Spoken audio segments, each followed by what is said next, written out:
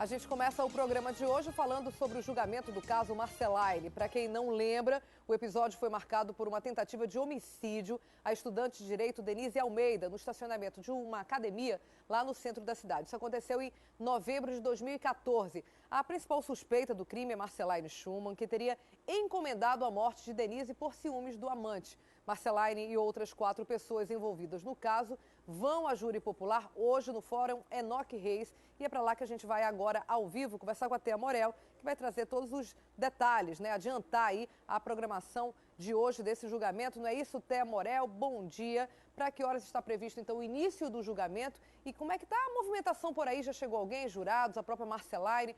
Conta pra gente. Bom dia, Thea. Bom dia, Daniela. Bom dia a todos. Bem, o julgamento está previsto para começar já a partir de 8 horas da manhã. Quer dizer, a partir de 8 horas da manhã a gente vai ter aqui a abertura, das portas do Fórum Enoque Reis para todas as pessoas que quiserem acompanhar esse julgamento no plenário do júri. Nesse momento agora, a movimentação é bem calma, Daniela. Olha, como vocês podem ver, a gente está aqui na parte de trás do Fórum Enoque Reis, onde acontece a entrada da audiência de custódia, porque é por aqui que vão passar todos os réus, todos os comboios que vão trazer os 5 presos acusados da tentativa de homicídio da universitária Denise Almeida. Só para você ter uma ideia, a passagem dessas pessoas deve acontecer por aqui, Daniela, e a gente vai aproveitar que a gente chegou bem cedo para mostrar para vocês, olha, o comboio deve seguir, Dani, aqui por esse portão, certo? Todos os 5 réus, eles vão estar realmente com escolta da Polícia Militar, eles vão estar passando pela segurança e eles não vão ter, a princípio, nenhum tipo de contato, nem com os jurados, nem com os promotores, nem com as pessoas que vão participar do julgamento, a não ser realmente quando eles chegarem no plenário. Olha, eles entram aqui por esse portão que nesse momento está fechado e é aqui que acontece o desembarque. Os 5 réus hoje, são a empresária, Marceline Schumann, socialite. Tem também as outras pessoas que estão envolvidas nesse assassinato, Charles McDonald, que teria sido o intermediador. Temos o Rafael Leal, o Salsicha, que teria sido o atirador, o homem que atirou na universitária Denise Almeida. Tem o Ednei Costa, que também ajudou a intermediar, e uma outra mulher, a Karen Marques, que foi quem forneceu a arma. Todos eles vão entrar aqui em comboios separados, não vão ter, a princípio, contato com o público, nem contato com as testemunhas. Como você pode ver, começa a cair, inclusive, uma chuva aqui, e a gente vai estar acompanhando, como a gente está já a partir de agora, todo esse julgamento e trazendo as notícias para vocês. Dani. Obrigada, Thea, por enquanto. Como a Thea acabou de falar, a gente traz mais informações direto aí, o programa inteiro Manhã no Ar. A gente vai estar com a Thea lá ao vivo no Fórum Enoque Reis e a gente vai relembrar todo esse caso que chocou Manaus aí no fim de 2014, explicar como deve funcionar o julgamento dos envolvidos nesse crime. Claro que júri popular sempre causa aí uma certa expectativa, A gente tem uma curiosidade em saber como é que funciona e aí a gente vai mostrar tudo para vocês, porque que nesse caso vai a júri popular, como é que vai funcionar a distribuição ali no plenário e também relembrar um pouco desse crime que ganhou as manchetes nacionais, inclusive pelo ineditismo, pelo inusitado ali da situação. Vamos mudar agora de assunto. As mudanças na área da saúde ainda estão gerando muita revolta na população. Ontem pela manhã, teve mais um protesto aqui na capital. Dessa vez, os manifestantes se reuniram em frente à Secretaria Estadual de Saúde, que fica no bairro Aleixo. Vamos ver como é que foi. Um grupo pequeno, mas barulhento, ocupou a frente da Secretaria Estadual de Saúde, do Aleixo. A manifestação foi proposta por diversas pastorais da Igreja Católica, que prometeu entrar com uma ação no Ministério Público contra as mudanças anunciadas pelo governo do estado. Por que não cortar, por exemplo, na área da publicidade do governo, que a gente sabe que é altíssima, ou outras alternativas e garantir aquilo que é o direito da população, que é garantido na Constituição Federal, no artigo 6º, direito à saúde. Enquanto a manifestação ocorria do lado de fora, dentro da Suzan, o Conselho Estadual de Saúde se reunia para discutir as mudanças propostas pelo governo do estado. Foi a primeira vez que o assunto entrou na pauta dos conselheiros. Eles precisam aprovar a readequação, Do contrário, ela não poderá ser colocada em prática. Como é uma matéria extraordinária, ela tem obrigatoriamente que passar por aqui. Então a decisão cabe hoje aos conselheiros. E se de fato isso não for aprovado, não pode ser executado, não pode haver um reordenamento de serviço. O coerente é que essa matéria seja estudada mais aprofundadamente, tecnicamente, inclusive ouvindo as comunidades que poderão ser atingidas, impactadas pela falta desse serviço de saúde. Após muito se discutir, a presidência do Conselho tirou o assunto de pauta para que ele seja analisado pelos conselheiros e volte a ser apreciado na próxima reunião, no mês que vem. Até lá, pelo menos em tese, as mudanças na saúde não poderão ser implementadas. O governo tem 3,7 bilhões de reais para receber na dívida ativa. São impostos, são empresas que foram condenadas a pagar impostos e tem que haver um esforço do governo para receber pelo menos uma parte dessa dívida e entrando esse dinheiro não é preciso fazer esse corte. Esse reordenamento aí na saúde do Amazonas deveria ter sido discutido ontem na Assembleia Legislativa do Estado. Mas como os secretários de Fazenda, Afonso Lobo, e da Saúde, Pedro Elias, não compareceram, a audiência foi adiada. Vamos ver a reportagem. A audiência pública estava prevista para acontecer às 10 horas da manhã desta terça. A expectativa dos parlamentares era ouvir explicações que justificassem as mudanças previstas para o atendimento de saúde do Estado. Então, a Assembleia Legislativa do Estado do Amazonas está promovendo a transparência dos seus atos, está promovendo o debate, está trazendo para cá as explicações que a sociedade merece e que a imprensa é importante nesse momento para levar até a população os acontecimentos. Mas os secretários Pedro Elias, de Saúde, e o da Fazenda, Afonso Lobo, não puderam comparecer à sessão por estarem em outra reunião. Dessa forma, alguns questionamentos ficaram sem explicações. Eu acho que é hora do governador ouvir a voz sábia da sociedade, não só da população comum, da população em geral, mas inclusive de órgãos técnicos ligados a essa área e voltar atrás, recuar nessa decisão. Que está tendo crise econômica, todo mundo sabe. A questão é, o que é prioridade? O Estado pretende desativar todos os CAICs e CAIMs, 4 SPAs, uma UPA, 2 maternidades e 2 policlínicas. A intenção seria priorizar o atendimento de saúde em urgências e criar 10 unidades básicas de saúde. Para este deputado, as mudanças são necessárias para se adequar à crise econômica, porém provisórias. Em menor espaço de tempo, possa rever essa situação logo, diante do reaquecimento da economia, que nós temos que torcer para que isso aconteça ainda no primeiro semestre, ou seja, mês de junho, julho. O importante é que aconteça e essas medidas restritivas, que não serão permanentes, possam durar o mínimo possível para restabelecer o atendimento até então assim pensado e desejado pelo governador, por todos nós. No fim da tarde de ontem, os secretários da Fazenda, o Afonso Lobo, e da Saúde, Pedro Elias, conversaram rapidamente com os parlamentares. Eles aproveitaram o momento para explicar algumas mudanças, mas a audiência na Assembleia Legislativa será apenas no dia 7 de junho, como você viu aí na reportagem. A gente continua falando sobre os problemas no sistema de saúde aqui em Manaus. A família de uma estudante acusa o Hospital Delfina Aziz de negligência médica. A jovem de apenas 18 anos teria dado entrada na unidade de saúde com dores de cabeça, dores pelo corpo. Chegou a ser medicada, mas ao chegar em casa de volta, teve sintomas agravados. Railiane, sobrinho Cesário, chegou já sem vida de volta à unidade, horas depois de ser diagnosticada com infecção urinária.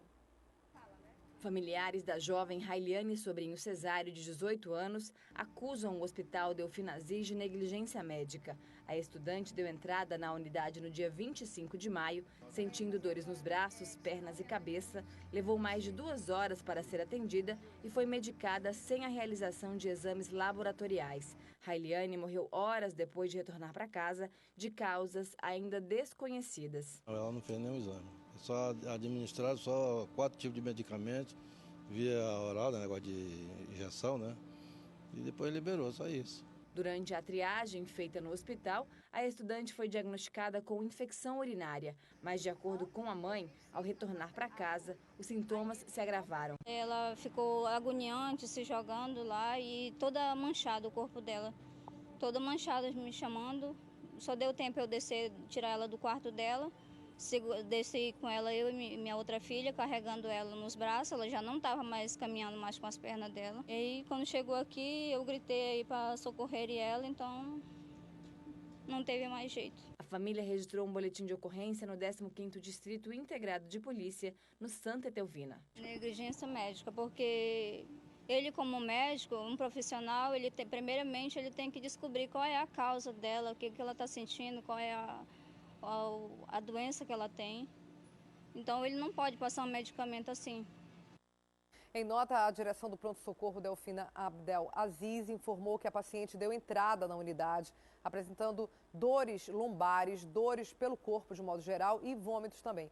A jovem foi avaliada pelo médico plantonista e diagnosticada com infecção urinária, como a gente já disse, né? O tratamento realizado seguiu protocolos, segundo o hospital, sem a necessidade de realização de exames laboratoriais complementares. No fim do dia, a paciente retornou à unidade sem responder aos estímulos da dor. Uma série de procedimentos foi realizado, mas a paciente não resistiu. Essa, então, é a nota, a explicação do hospital. O assunto agora é mobilidade urbana. O plano que trata sobre essa questão ainda não saiu do papel, mesmo ele tendo sido aprovado, sabe quando? Em dezembro do ano passado. Enquanto o planejamento não é colocado em prática, a população precisa enfrentar congestionamentos, como a gente sabe, né, no nosso dia a dia, e a falta de infraestrutura no transporte coletivo. Para quem tem deficiência física, então, gente, a situação é ainda bem pior. Vamos ver na reportagem do Emanuel Cardoso e do Tarcísio Éden.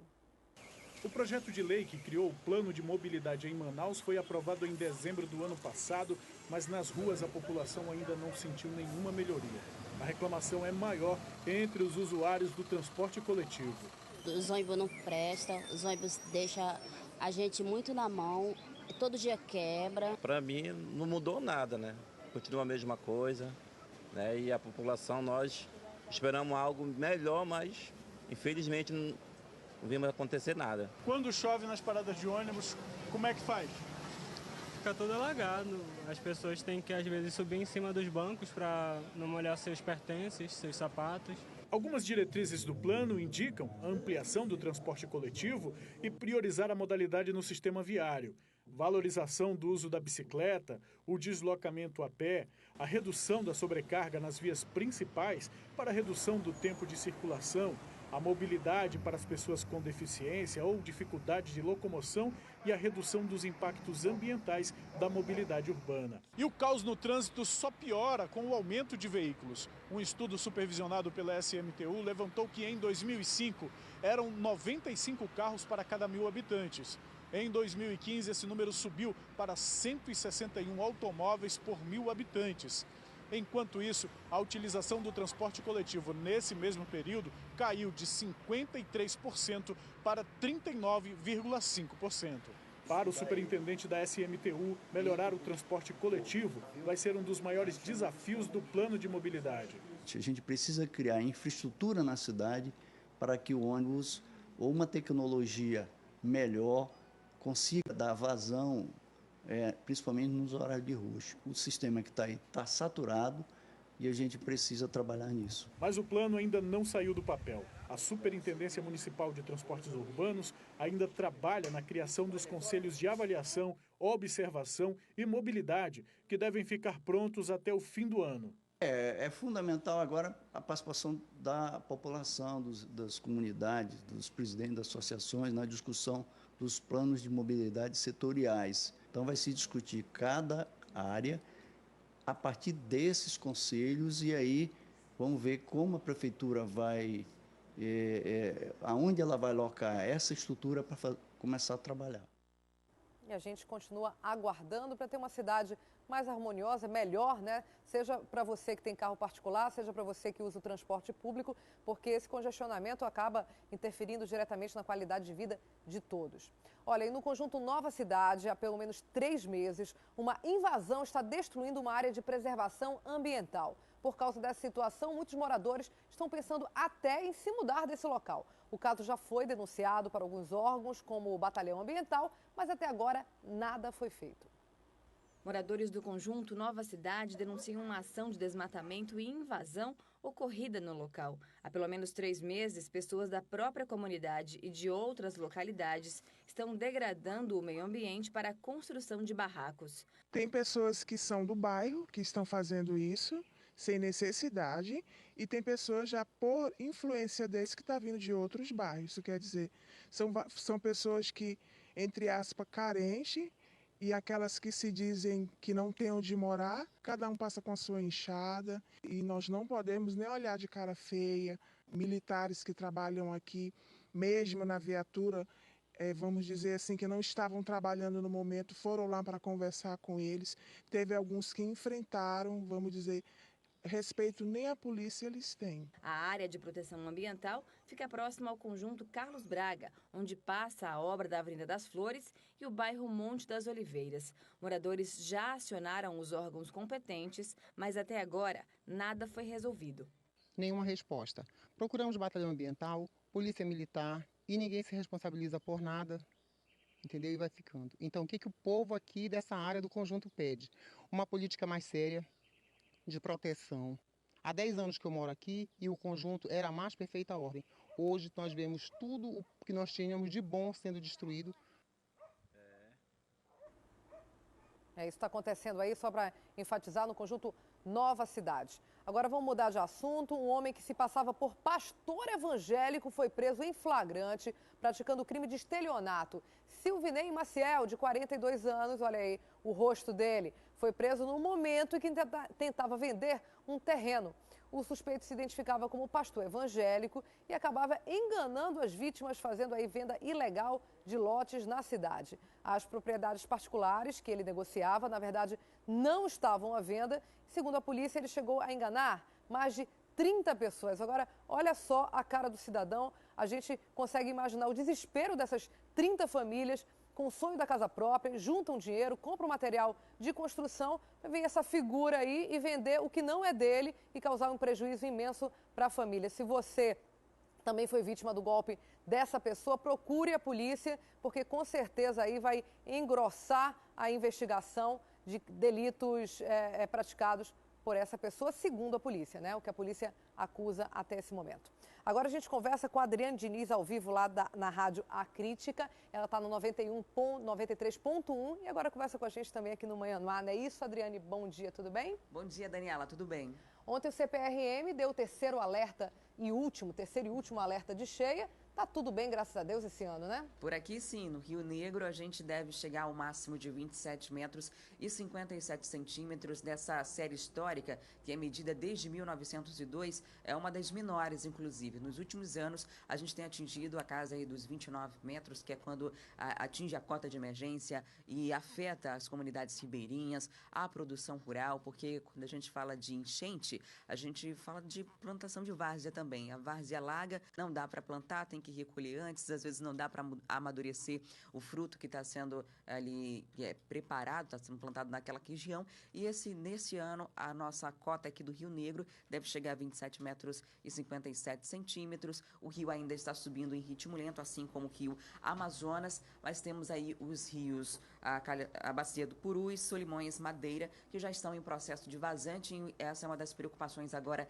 da Defesa Civil nessas regiões, onde já começou o período de vazante e o nível do rio estava bem abaixo do normal. Então, por conta disso, existem essas reivindicações, existem, na verdade, essa preocupação, né, de que lá seja mais severa a vazante, assim como aqui no Rio Negro. O rio continua subindo, deve encerrar em meados deste mês, né? Hoje a gente começa junho e depois disso a preocupação acaba ficando em torno do que deve acontecer depois, né? Se vai secar demais, porque agora a gente sabe que quando tem uma vazante lenta, uma cheia lenta, no ano seguinte a vazante pode ser bem severa. E aí, Daniela, tem outro fator que acaba influenciando, que é o El Niño. O El Niño, ele reduz a quantidade de chuvas. Os especialistas em clima fazem comparação. O El Niño é o menino que não chora, então chove pouco aqui na região norte. Só que normalmente... A Laninha é o contrário, É né? o contrário, é a menina que chora demais. E aí, então, Quando um fenômeno como esse acontece, é muito comum que em seguida venha o Laninha, e isso pode mudar consideravelmente o nível dos rios, esse período de vazante, que pode não ser tão grande. Então, é tudo agora questão de acompanhar para ver o que vai acontecer lá na frente, porque agora está tudo bem. Esses fenômenos, né, de clima, Laninha e El Ninho, que acontecem ali no Pacífico, a gente sabe que diretamente influenciam nessa subida e descida das águas da região amazônica. Lógico, o CPRM tem toda uma técnica, tem uma rede de mais de 300 ribeirinhos que voluntariamente ou com uma pequena ajuda faz essa medição diária e ajuda, né, a fazer esse cálculo e prever grandes cheias.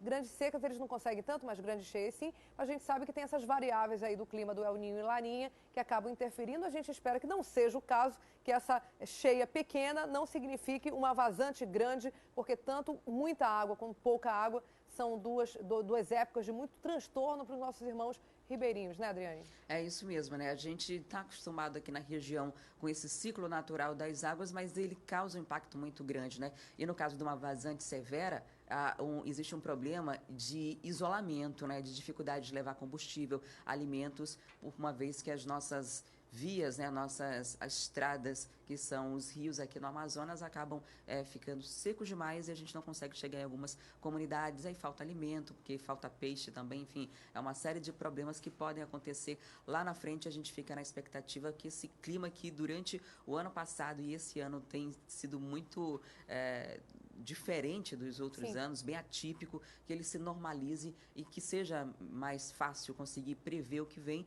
e planejar alternativas para lidar com esses fenômenos. Vamos mudar de assunto agora. Boa notícia para quem teve um carro roubado, porque carros roubados começam a ser devolvidos aos donos, é isso? Isso, uma quadrilha que roubava carros aqui em Manaus e levava para o interior do estado. Eles conseguiram recuperar agora, Daniela, 19 veículos na Operação Tormenta. Esses veículos, essa operação aconteceu dia 16 e 17 de maio. Esses veículos estavam nos municípios de Quari, Tefé e Alvarães, foram vendidos lá e, agora veja só o absurdo, uma picape, você sabe que é caro. Aí o cara lá no interior compra por R$20 mil.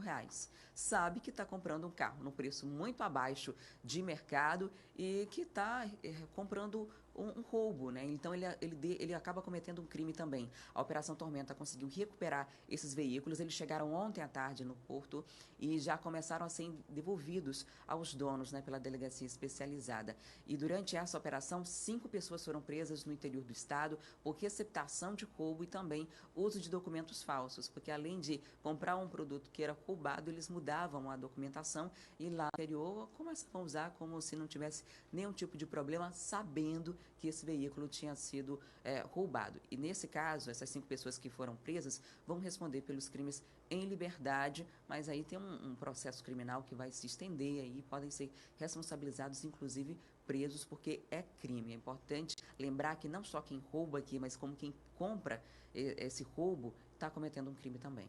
E talvez eles tentaram aí se esconder por trás da dificuldade logística que se tem de mandar carros para o interior, e aí acharam que não seriam pegos, porque, enfim, saindo da cidade dificultaria a investigação. Parabéns, então, aí para a polícia por essa Operação Tormenta. 19 carros é bastante carro, e a gente espera que outros, né, porque tem um número infinitamente maior de pessoas que têm esse prejuízo de carros roubados, possam também ter recuperado. Se for o caso de alguém que esteja ouvindo ou assistindo a gente, que teve um carro roubado, que procure a polícia, quem sabe, dá a sorte de estar entre esses que foram recuperados, né, Adriane? É isso mesmo, só procurar a Delegacia de Roubos e Furtos de Veículos que funciona ali no Parque das Laranjeiras. Vamos continuar falando aí de assunto de polícia. Um homem vestido de PM assaltou um cartório, a gente viu as imagens, a gente tem essas imagens. Que ponto chega a ousadia das pessoas, né? Botou a farda de PM e foi praticar o assalto. Olha só que absurdo.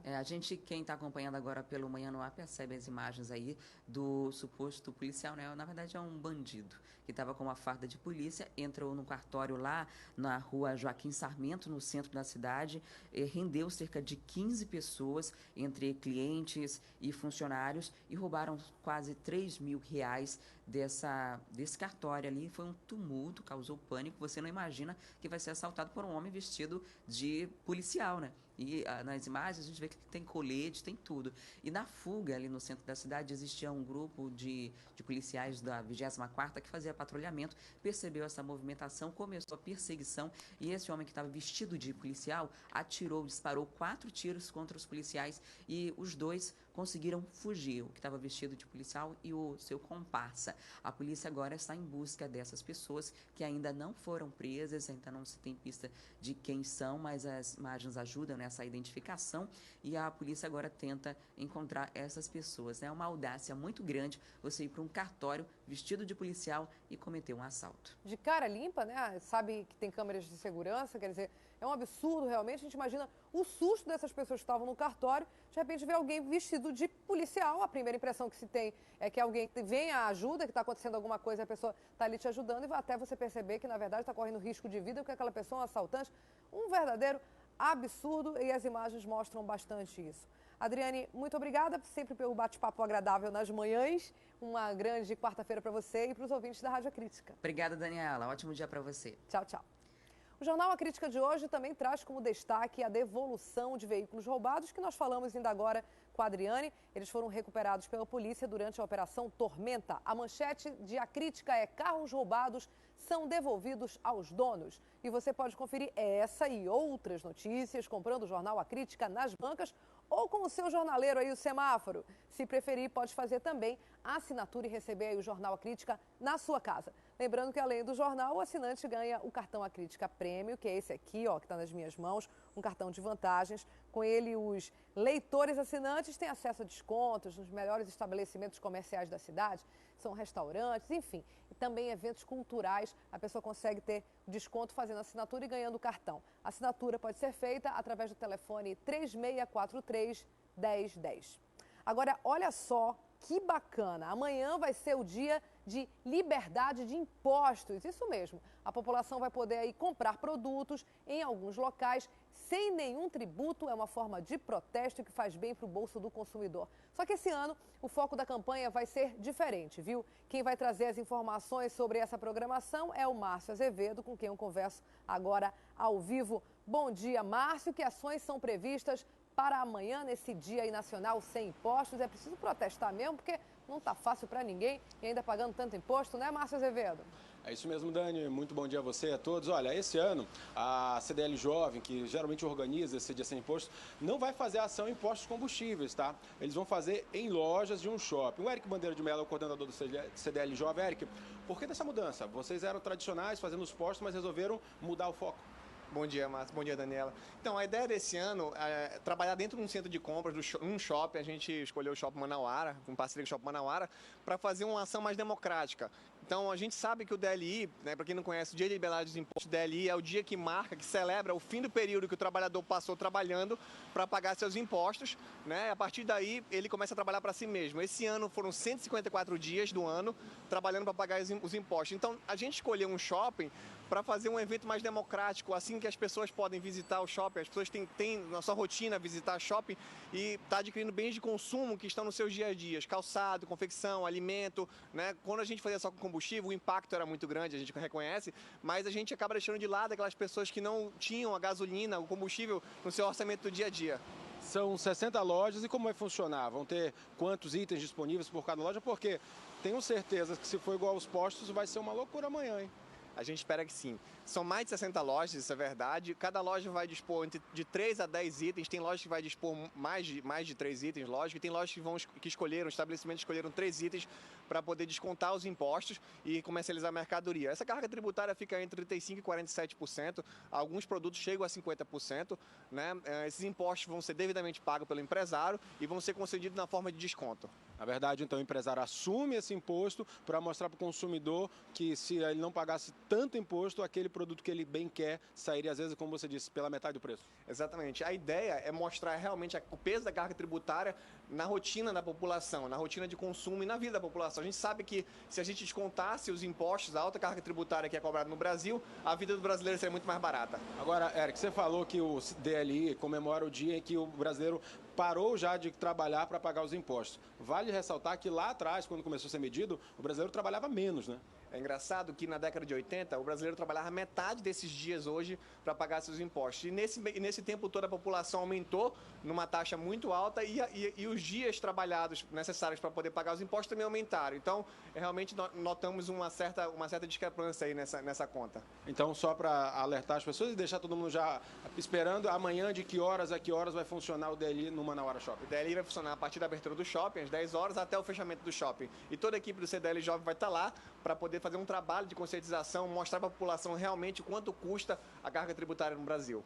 Érico Bandeira, obrigado pelas informações. É isso, Dani. Eu vou dar uma passadinha lá, tem algumas coisas que eu quero comprar. Eu tenho certeza que você, como mulher, também já vai preparar seu cartão e o dinheiro para gastar um pouquinho lá. Afinal de contas, vai ter produto pela metade do preço, né?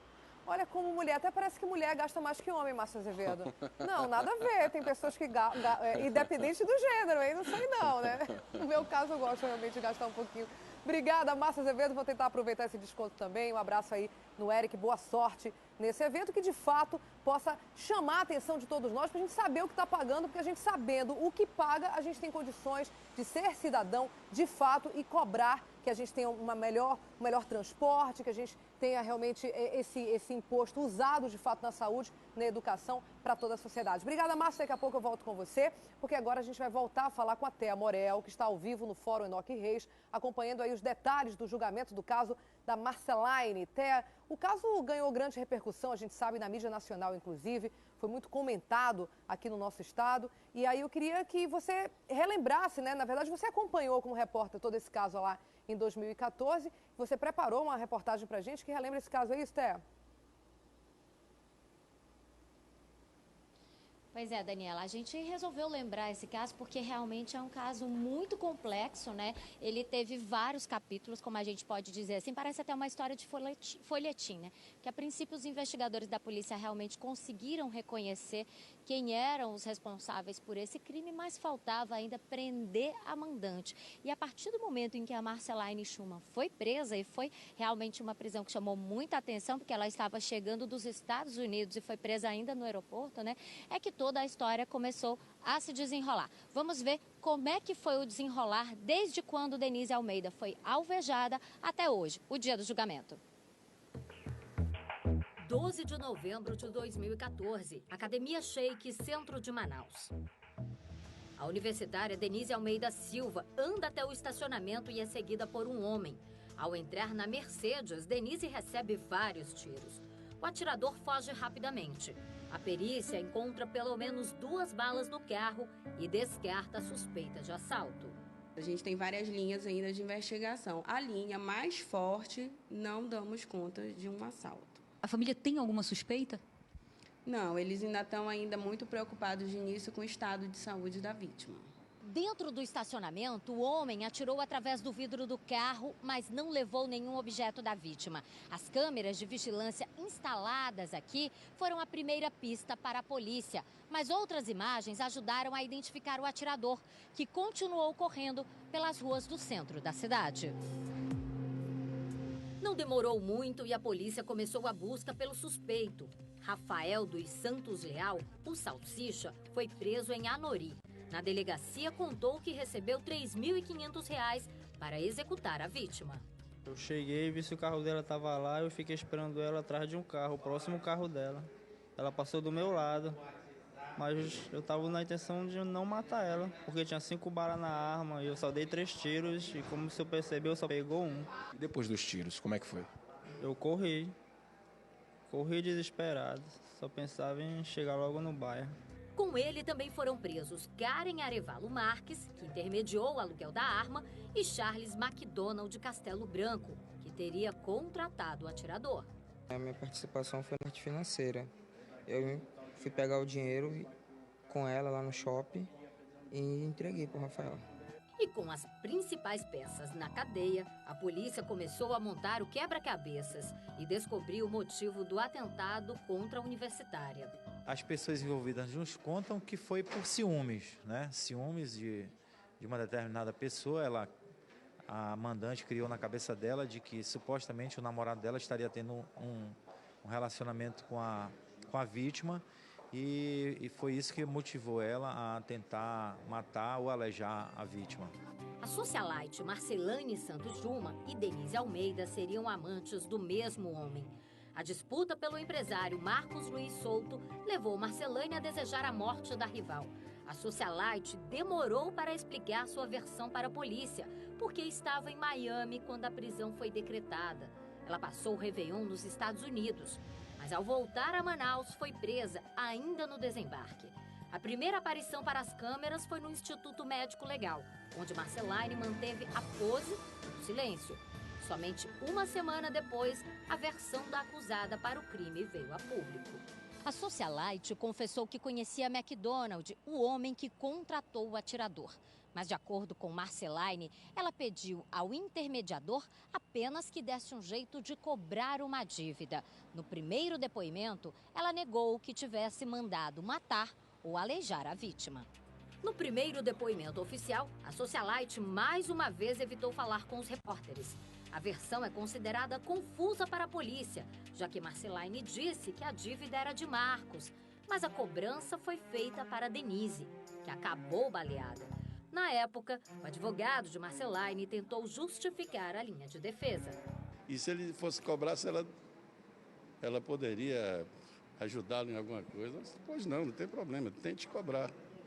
Agora, se essa coisa desenrolou em outra situação, ela não tem participação nenhuma. 2 meses depois, na justiça, as versões dos réus ganham novos capítulos. Depois de ouvir Denise e Marcos, é a vez do juiz interrogar os 3 envolvidos. E eles afirmam que foram coagidos quando foram presos. Só tive conhecimento desse fato na quinta-feira, quando a doutora nos oficiou sobre essa suposta tortura. Ou seja, alguém tem que ser responsabilizado por isso, inclusive ver a conduta do advogado. Porque ele, no momento que teve conhecimento da prática de tortura, nesse momento ele teria que ter, não poderia ter prevaricado na sua função, nem ser omisso, teria que ter comunicado a PROCEAP, a Promotoria do Controle Externo da Atividade Policial, e a Comissão de Direitos Humanos da OAB. Karen e Marcelane ganham o direito de aguardar o julgamento em liberdade. A socialite é vigiada por uma tornozeleira eletrônica. A vítima afirma que continua sendo perseguida por Marcelane e o monitoramento eletrônico confirma que a socialite passou pela casa de Denise. Motivo suficiente para que Marcelane voltasse a ser presa em junho do ano passado. O último envolvido na tentativa de assassinato é preso em julho. Ednei Costa Gomes teria ajudado a intermediar a contratação do atirador. O promotor responsável pelo caso enfrentou vários desafios. O laudo da perícia indica que, embora Salsicha tenha atirado na direção da cabeça de Denise, ela não correu risco de morrer. Apesar disso tudo, Rogério Marques, promotor de justiça, acredita que a condenação é certa.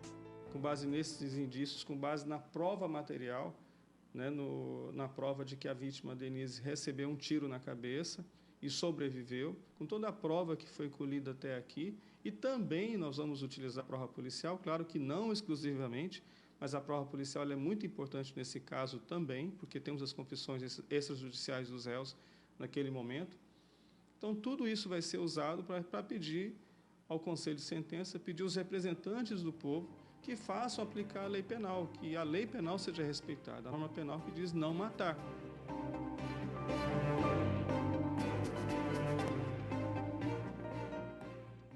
Então tá aí o resumo do caso, para quem não lembrava os detalhes, até relembrou muito bem, ela que cobriu o caso Marcelane e agora fez um resumo para a gente. Thea, como você falou anteriormente, a previsão é de que as atividades por aí comecem a partir das 8 da manhã, daqui a pouco. Quem vai ter acesso ao tribunal, hein? Como é que vai funcionar essa questão para quem quiser, por exemplo, acompanhar daí, de dentro do plenário, esse julgamento? Olha, Daniela, como esse é um julgamento muito concorrido, foram colocadas, inclusive, cadeiras extras dentro do plenário. A capacidade do plenário do Tribunal de Júri é de 159 pessoas, mas mais gente deve acompanhar esse julgamento. Além, é claro, das pessoas que estão envolvidas nesse caso, nós temos aí também estudantes de direito, advogados, juristas, pessoas que acompanham realmente a parte criminal e que se interessam e muito por saber como é que é o desenrolar disso tudo, como é que é o rito, como é que é esse processo. Por enquanto, nós ainda continuamos aqui na parte de trás do Fórum Enoque Reis, porque os portões lá da frente estão fechados. Eles só devem ser abertos por perto ali de 8 horas da manhã, né? Essa entrada, como a gente já falou, vai ser controlada, vai ser contada. Os seguranças vão ter que fazer um trabalho de revista muito mais minucioso. A segurança, inclusive, foi reforçada aqui no Fórum Enoque Reis e essa entrada realmente só começa a partir de 8 horas da manhã, que é quando o fórum abre.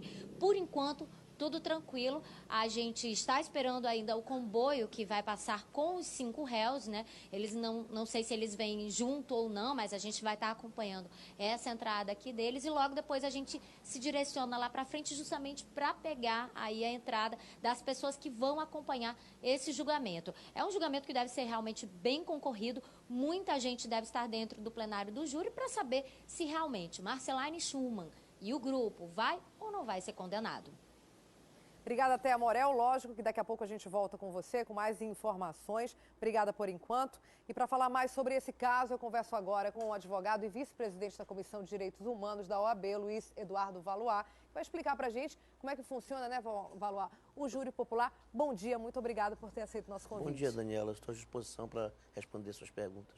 Em que momento, em que casos se aplica o júri popular e como é que é feita a escolha desses jurados? De acordo com a Constituição e o Código de Processo Penal, aos crimes dolosos contra a vida, que são o homicídio simples e qualificado, né, o infanticídio e o aborto em suas diversas formas. Todo ano, o juiz do júri, ele alista de 800 a 1.500 jurados nas comarcas de mais de 1 milhão de habitantes, que é o caso de Manaus. De maneira aleatória? De maneira aleatória. Ele usa essas listas de CPF, TRE, para facilitar a escolha, mas é aleatório mesmo. Eu, você, podemos ser escolhidos. Quem está assistindo agora em casa pode de repente, ser a qualquer momento convocado para fazer parte do júri. Não pode recusar, só se houver motivo justo, segundo a própria lei, né, de parentesco, alguma coisa que realmente impeça. Senão você pode, inclusive, pagar multa, se não participar, uma vez escolhido. Né? Isso é anual, então, de 800 a 1.500 pessoas, e a partir daí, como funciona? E a partir daí, o juiz vai sortear 25, né?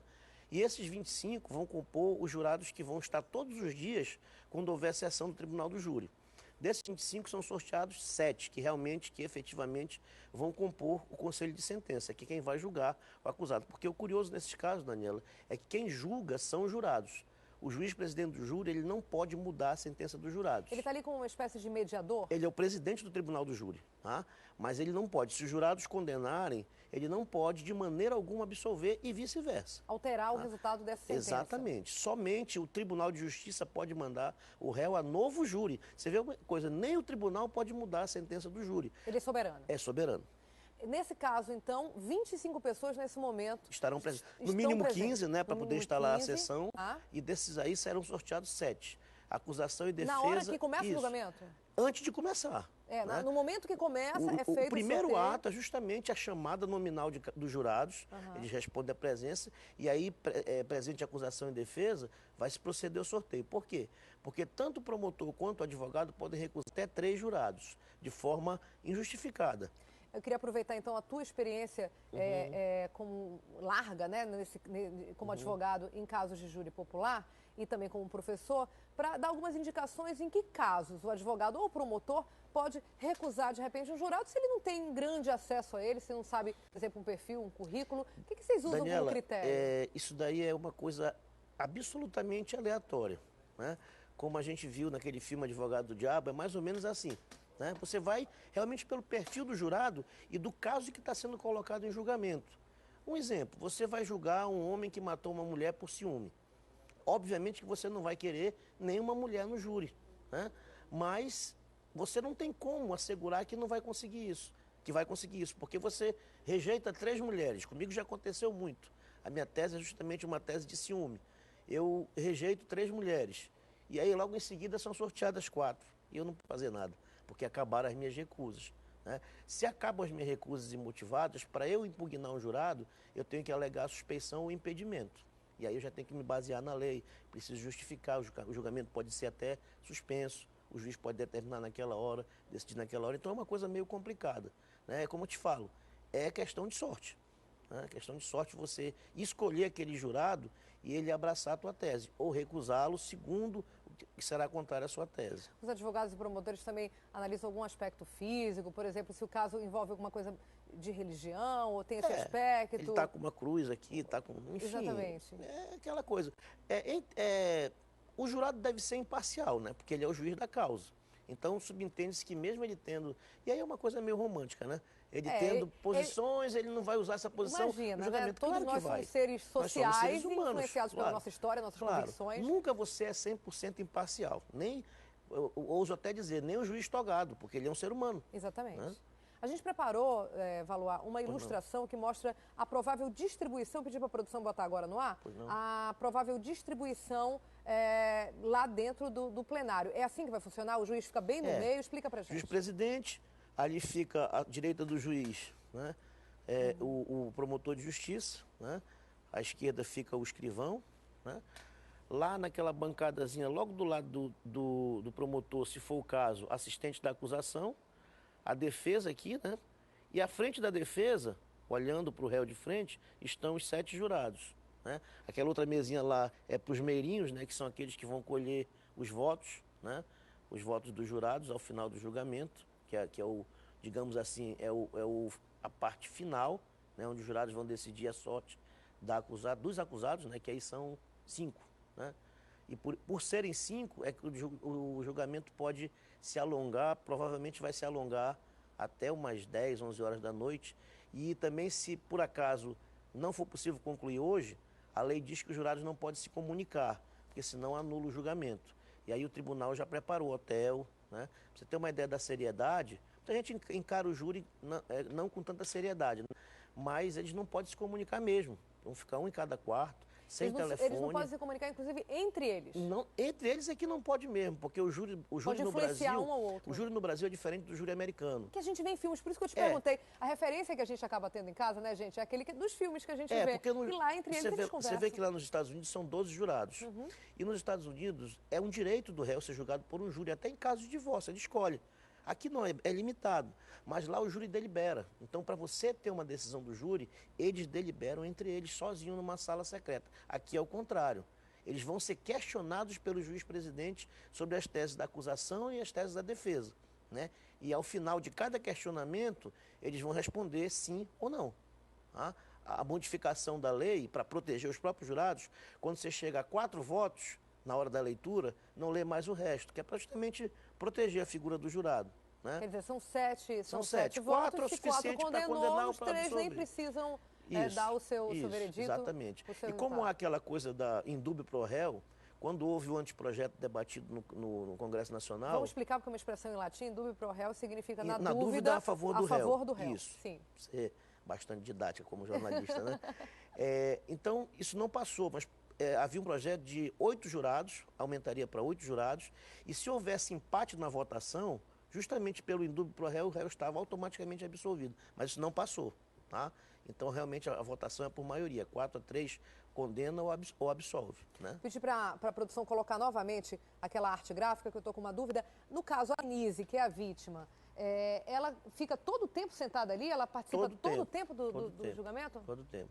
E da mesma maneira, os réus, eles ficam todo o tempo de frente, na verdade, para o conselho de sentença. Essa disposição, imagino eu, que ela tem um impacto, né? Que interfira também, né? Você fica ali de frente, quem está sendo julgado com quem está julgando, sempre cara a cara se olhando, é isso? Quando a gente fala de tribunal do júri, para os alunos na faculdade pela primeira vez, é inevitável uma pergunta: professor, o júri é um teatro? Né? Que, na verdade, até a disposição parece um teatro, mas não é muito sério, sabe?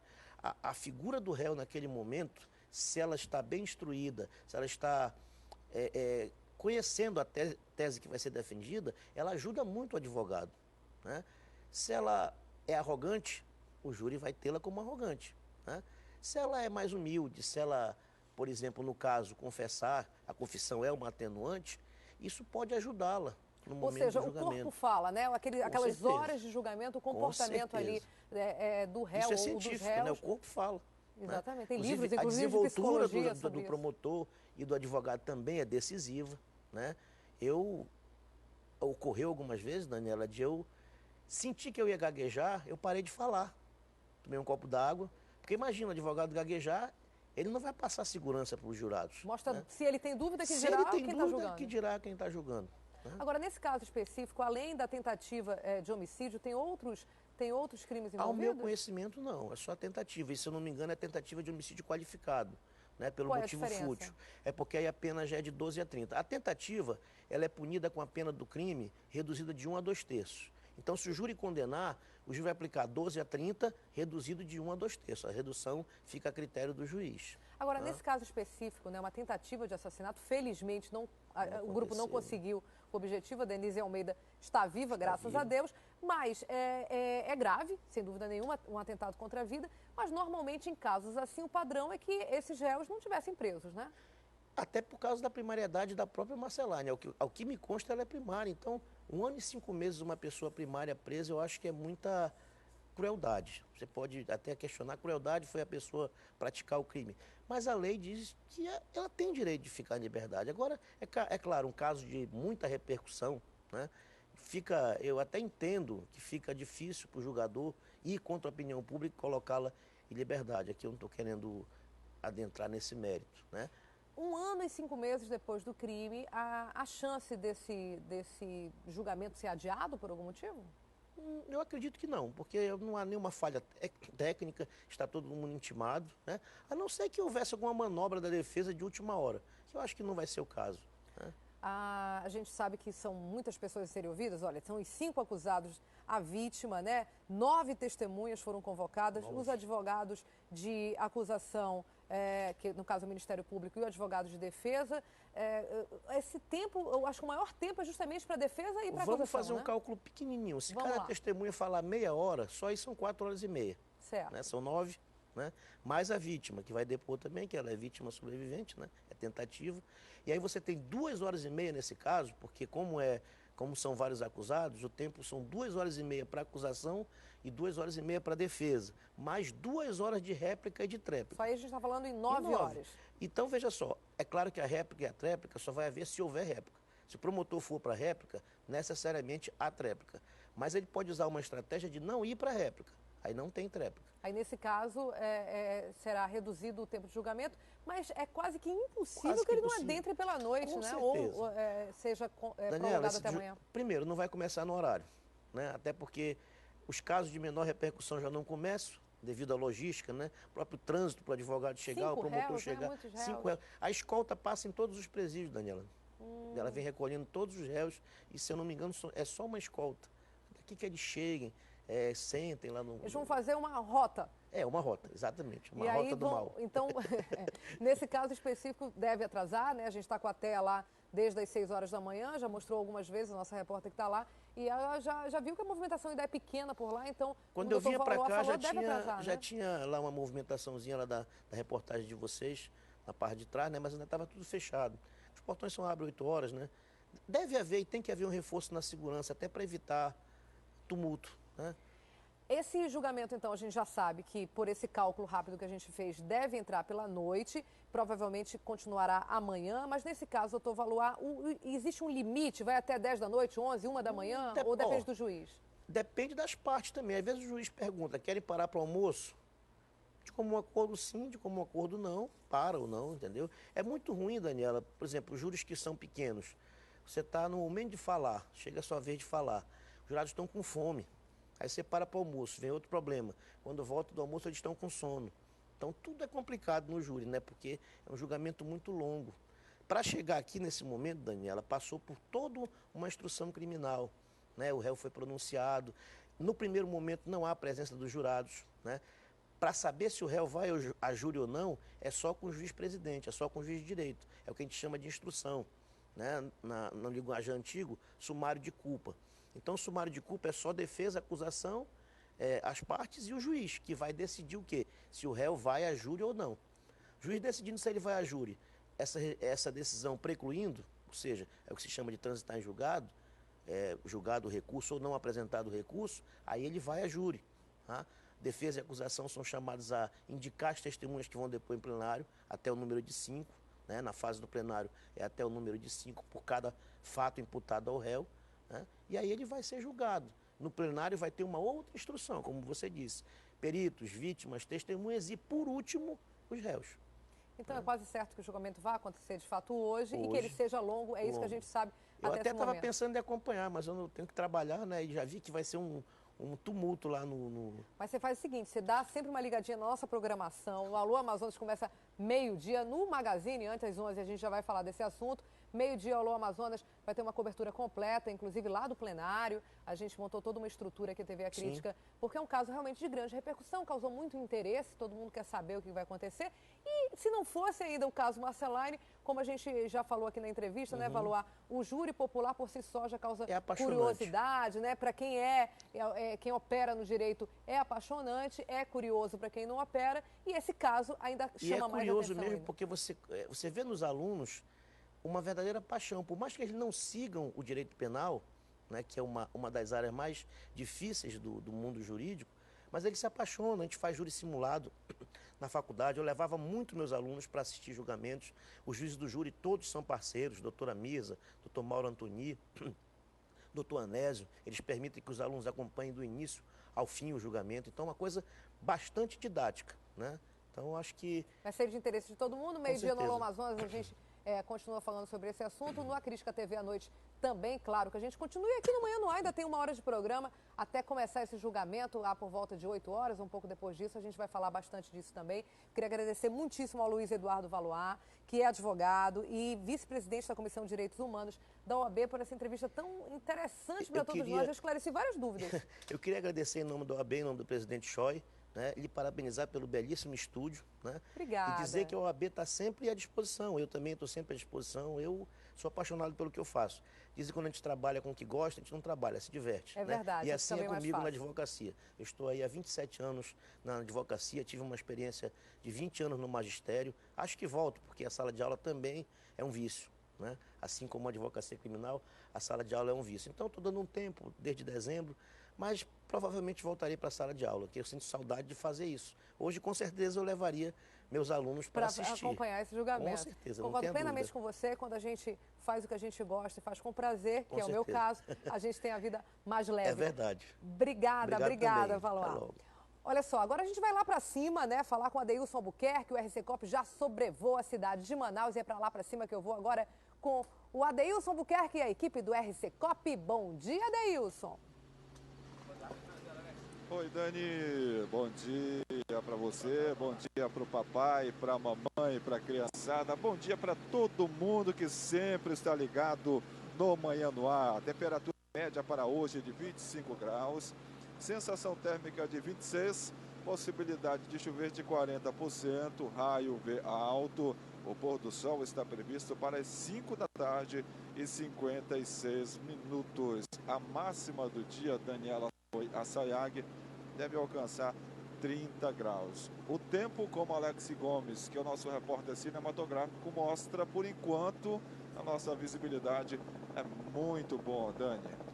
Dia bonito, dia gostoso, a gente vê que tem manchas de sol pela cidade. As nuvens aí estão fazendo uma cobertura agradável na manhã dessa quarta-feira na nossa querida cidade de Manaus. A gente está sobrevoando algum local que tenha referência de trânsito para a gente falar, Deilson, ou não?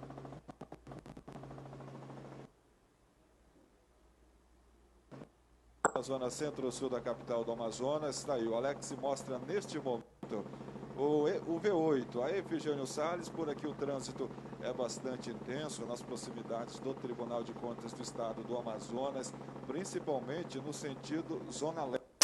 Aqui no sentido de Djalma Batista, no sentido da Cir Vargas, até que o condutor está pegando trânsito bem tranquilinho. Olha só, para quem desce do viaduto Miguel Arraes, quem vem da Cir Vargas em direção à Bola do Coroado, já encontra o trânsito bem pesado, Dani.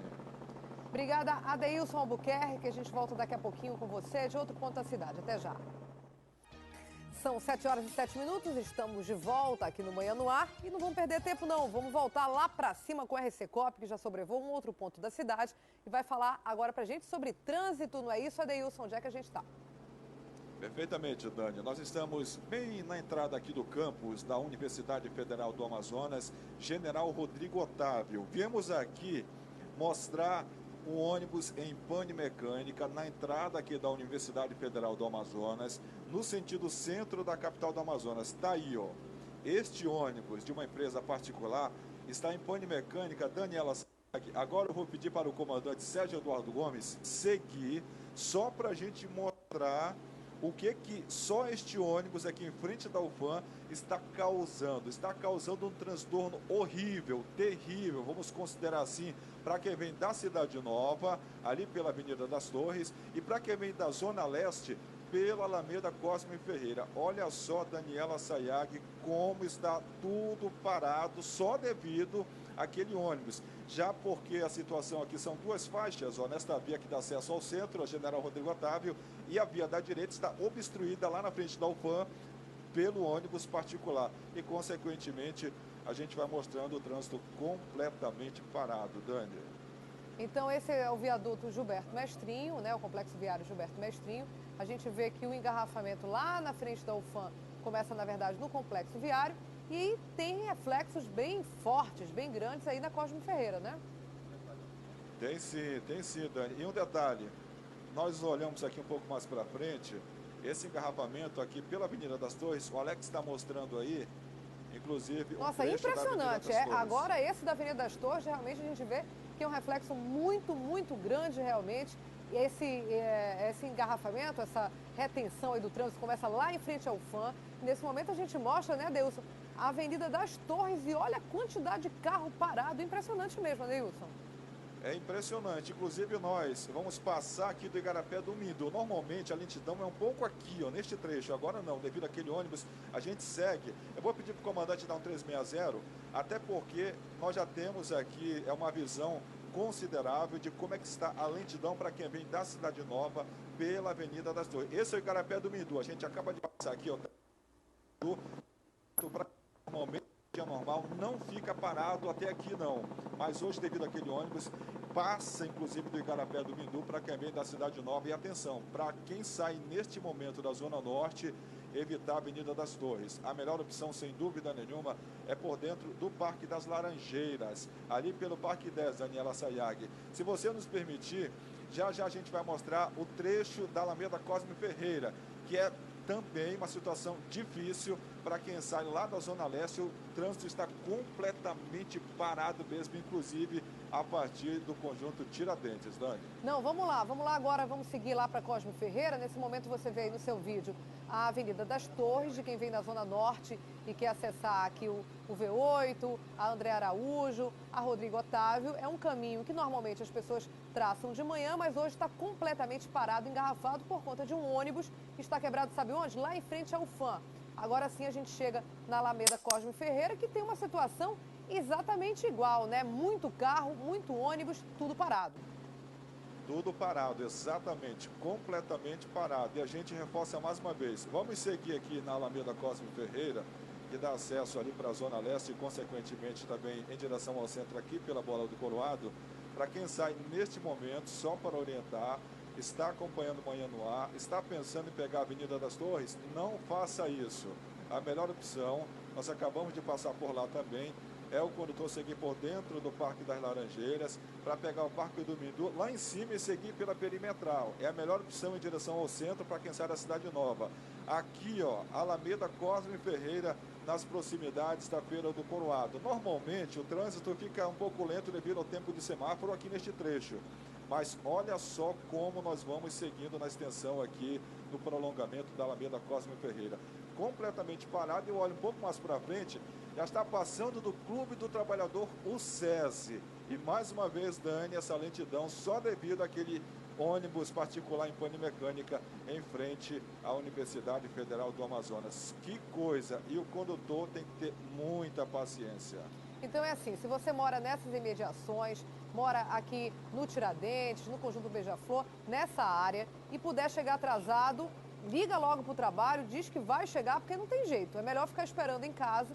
O trânsito está completamente parado nessa localidade. Se você tiver uma outra alternativa, ali uma rua alternativa que consiga ter um outro deslocamento, faça. Se não, gente, nem adianta sair de casa, quem mora no Tiradentes, porque está realmente completamente parado. Essa lentidão começa em frente ao UFAM, a gente já está em frente ao Clube do Trabalhador, para se ter uma ideia. E aí, olha só, andando muito pouquinho, praticamente nada, o trânsito completamente parado nessa zona da cidade na manhã dessa quarta-feira, Deilson.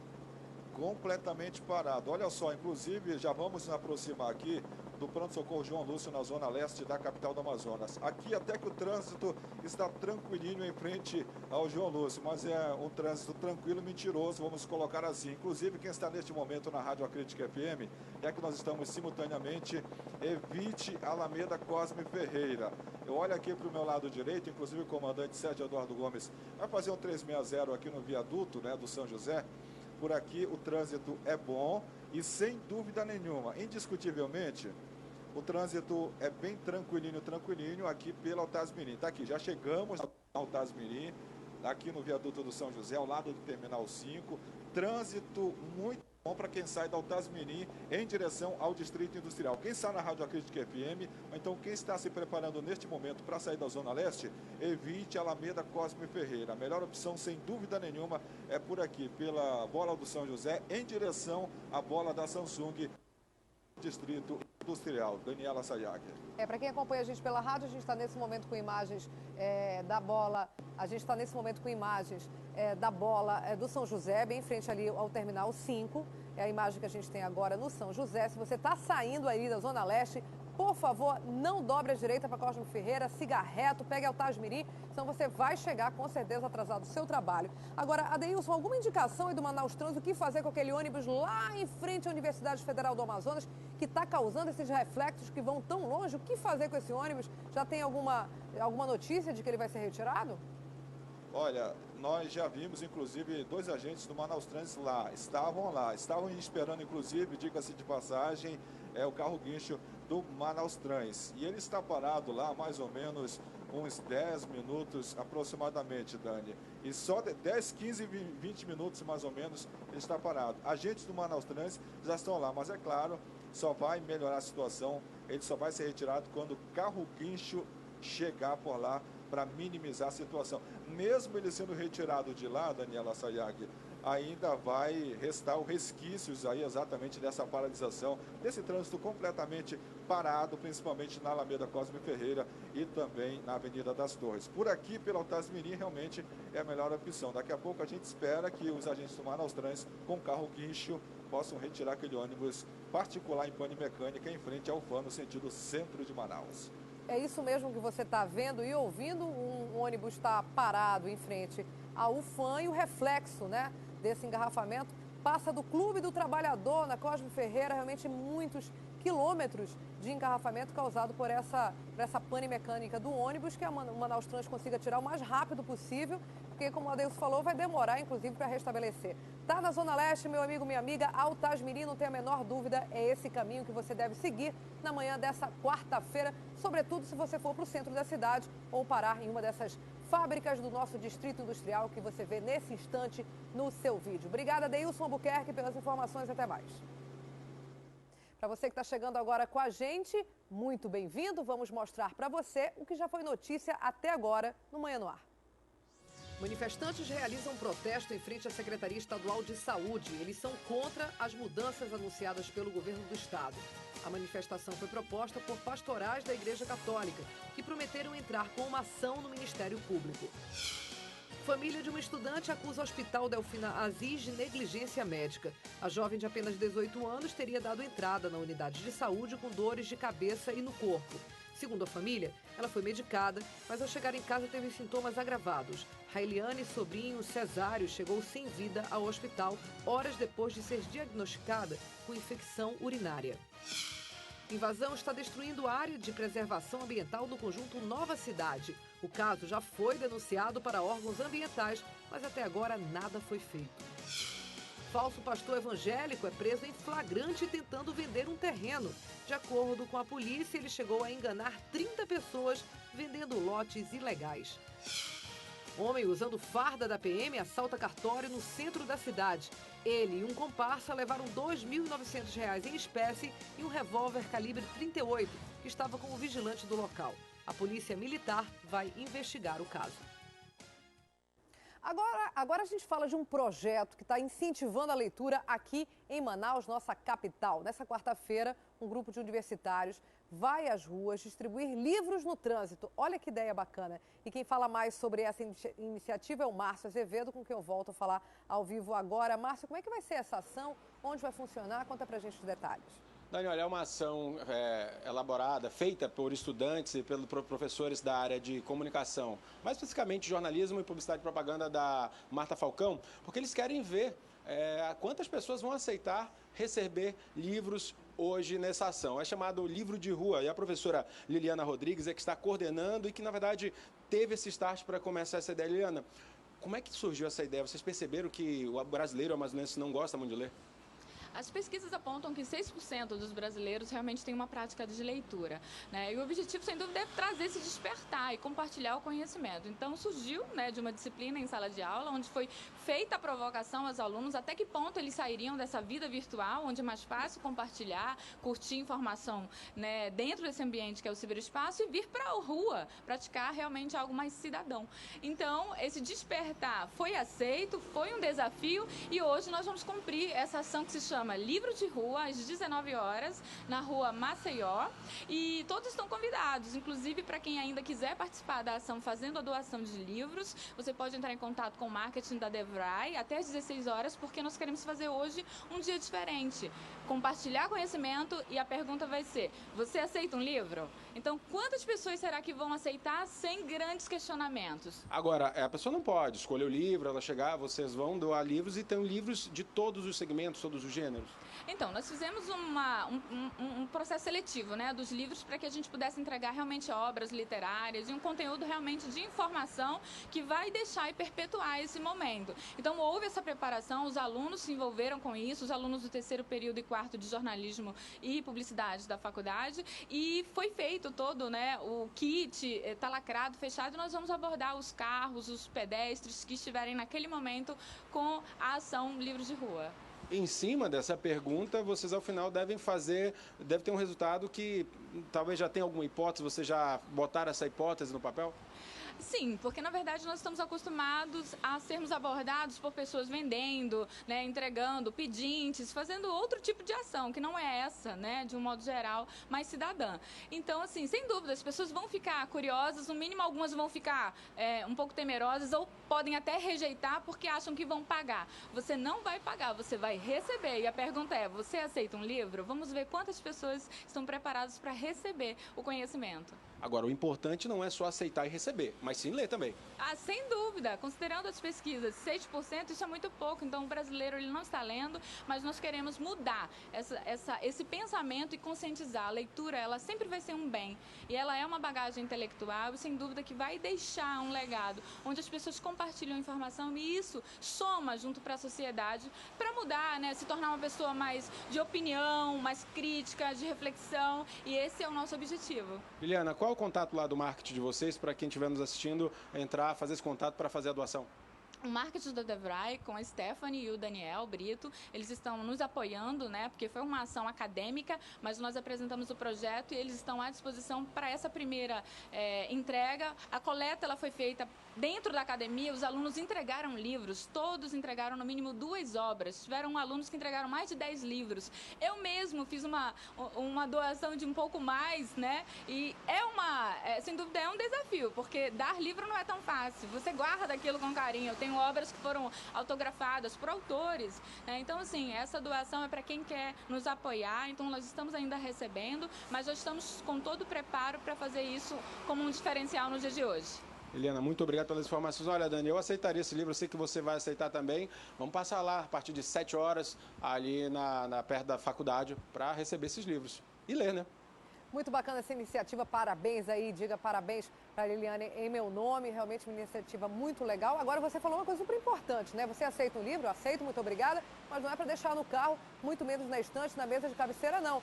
Se aceitar o livro, passe ele adiante, leia, passe adiante para sua família, seja aí um propagador de informação, inclusive no seu núcleo familiar, na sua vizinhança. É isso que a gente espera de pessoas verdadeiramente cidadãs. Obrigada, Márcio. Daqui a pouco eu volto com você, tá bom? Até lá. Agora a gente volta a ver como é que está o trânsito direto lá de cima do RC Cop. Eu volto a falar com a Deilson e nossa equipe do RC Cop. Agora a gente mostrou ainda agora há pouco um trânsito muito tumultuado ali na Cosmo Ferreira e Rodrigo Otávio. A gente está num ponto da cidade que está tranquilinho, como você costuma dizer. Aonde é, Deilson? Essa é a Tancredo Neves, Dani. Nós viemos inclusive mostrar esse lado aqui para fazer um comparativo com a Avenida das Torres, para dar como opção também para quem mora na zona norte da capital do Amazonas e quem acompanha a gente pela rádio, pela TV A Crítica, é claro, para a gente dar opção. Então aqui pela Tancredo Neves, para quem sai da Cidade Nova, quem está se preparando para sair da Cidade Nova, por aqui é uma ótima opção, sem dúvida nenhuma. Parque das Laranjeiras, pegando a Professor Newton Lins e também aqui, ó, a Tancredo Neves. Por aqui o trânsito é muito bom. O Alex já mostra ali em cima também a Professor Newton Lins, outra via muito importante com trânsito muito bom. Se você nos permitir, Dani, a gente vai pegar aqui o finalzinho da Professor Newton Lins para mostrar também a situação da Avenida das Torres, que continua cada vez pior. Nesse ponto tá tranquilo, né? A gente vê que, na verdade, nesse ponto tá tranquilo. Começa essa retenção na Avenida das Torres, a gente já sabe basicamente onde, a gente sabe o motivo, onde termina essa retenção, que é lá em frente ao UFAM, e ela começa aonde? Nesse ponto exato, Adeilson? Exatamente, é neste ponto. Já passa da Academia Live, pegando aquele posto de gasolina ali um pouco mais em cima, então o trânsito é muito lento. Já temos de 1 quilômetro, sem dúvida nenhuma. Olha só como o trânsito completamente parado nas imagens do repórter cinematográfico Alex Gomes. Isso só devido àquele ônibus em pane mecânica em frente ao UFAM. O transtorno é grande aqui pela Avenida das Torres e pela Alameda Cosme Ferreira. Vamos seguir, e o ônibus ainda não foi retirado, Dani. Pois é, isso que eu queria me aproximar um pouco mais. A gente já sabe aonde, nesse momento, começa o engarrafamento, né? Aqui na Avenida das Torres. Aí a gente passando por essa central de distribuição de energia, o engarrafamento já é grande, já é bem considerável. E aí segue pela Avenida das Torres. A gente está longe ou perto da Cosmo Ferreira? Não estou conseguindo me localizar. Próximo, né? Então vamos ver se a gente chega lá na Cosmo Ferreira para mostrar nesse momento a situação da Cosmo Ferreira. Então, se você vem ou da Zona Norte ou da Zona Leste da cidade, não pegue nesse momento a Avenida das Torres e nem a Avenida Cosmo Ferreira, porque o trânsito é realmente muito lento. Olha aí, nesse momento o Alex aponta a câmera em direção à Cosme Ferreira, mas eu queria seguir um pouco adiante, falar com o comandante, para a gente ir lá para o Complexo Viário Gilberto Mestrinho, para saber se a situação continua a mesma. Tem o trânsito que vem da Avenida das Torres, tem esses carros que vêm da Cosme Ferreira, e aí ali no Complexo Viário Gilberto Mestrinho ainda pega os carros que vêm do V8, né? Então realmente é muito carro para ser escoado, sobretudo quem vai para Rodrigo Otávio, que é o caminho mais conhecido, mais famoso, para chegar no Distrito Industrial. Não é isso, Adeilson? Exatamente, sem dúvida nenhuma. E hoje não é uma boa opção não para quem sai da Zona Leste, que vem da Cidade Nova, em direção aqui ao Complexo Viário Gilberto Mestrinho.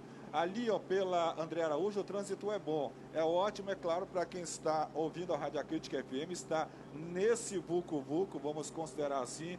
A André Araújo, uma ótima opção em direção ao centro de Manaus. Agora, quem está em casa, pensando em sair ali da Zona Leste pela Alameda Cosme Ferreira, ou então da Cidade Nova pela Avenida das Torres, tem que ter paciência. Trânsito completamente parado a partir daquela Academia Live e a partir do João Lúcio pela Alameda Cosme Ferreira. Inclusive, vou pedir aqui do comandante Sérgio Eduardo Gomes para a gente ver se o ônibus já foi retirado do local, aqui em frente à Universidade Federal do Amazonas.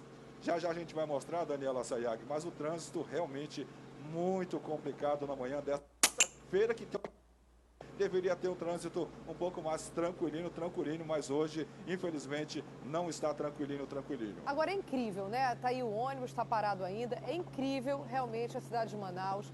quanto falta uma estrutura de escape. Tem um ônibus, esse aí, ó, esse bonitinho, pequenininho, verdinho e branco aí, está causando um transtorno gigante na vida de dezenas de pessoas, centenas de pessoas talvez, que vão chegar atrasados no seu trabalho, nos seus compromissos, porque tem um engarrafamento gigante em uma via da cidade onde tem um ônibus parado.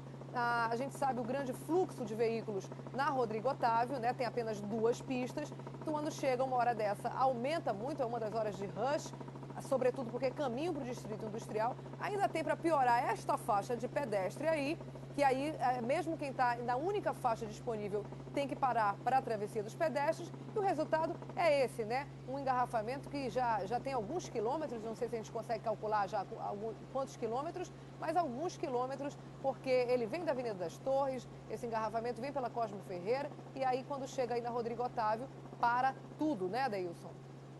Exato. Devemos ter aproximadamente uns 2 quilômetros na Avenida das Torres e o mesmo também na Alameda Cosme Ferreira, para quem vem da Zona Leste, passando em frente ali ao João Lúcio. O trânsito desta maneira é incrível mesmo, que infelizmente um simples ônibus em pane mecânica em frente ao FAM causa um transtorno na vida de centenas de manauaras e amazonenses, infelizmente.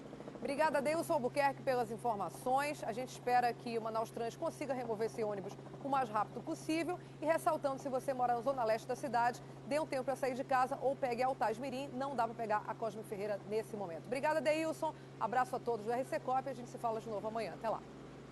Em nome de toda a nossa equipe, até amanhã, Dani. Vamos conversar agora com o Wilson Lima, direto do estúdio da Rádio Acrítica FM. Ele também está ao vivo na 93.1 e agora conversa com a gente aqui no Manhã no Ar.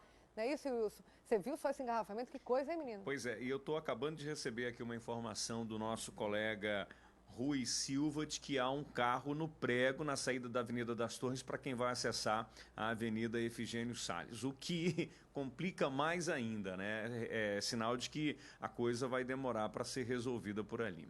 Complicada também, né, o Wilson, tá? A vida de quem, ou seja, de todo mundo, que todo mundo precisa de água, mas quem vai ter aí o abastecimento cortado, já teve um abastecimento cortado ontem, que a gente inclusive adiantou aqui, alertou para as pessoas fazerem uma reserva de água, mas agora aconteceu um novo problema, é isso? É, exatamente. Ontem, 150 comunidades e bairros ficaram desabastecidas por conta de uma manutenção lá na ponta do Ismael.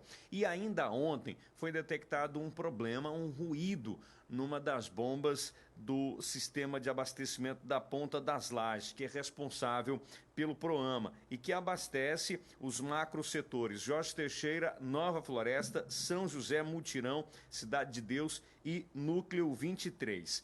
A Manaus Ambiental diz que está fazendo manejamento de algumas... está fazendo manobras, né, de algumas redes de distribuição para não deixar essas áreas desabastecidas. E está usando carros-pipas para abastecer aqueles locais que prestam serviços essenciais, como unidades de pronto atendimento, unidades básicas de saúde. Também está disponibilizando carro-pipa para unidades de ensino, né, tanto unidades do ensino do Estado, quanto da Prefeitura e aquelas unidades que não possuem poço artesiano. Na maioria dessas escolas há um fornecimento próprio de água, né? Há um poço artesiano. Mas naqueles casos em que não é possível captar essa água do poço artesiano, a Manaus Ambiental está apresentando aí uma alternativa que é o fornecimento através de carro-pipa.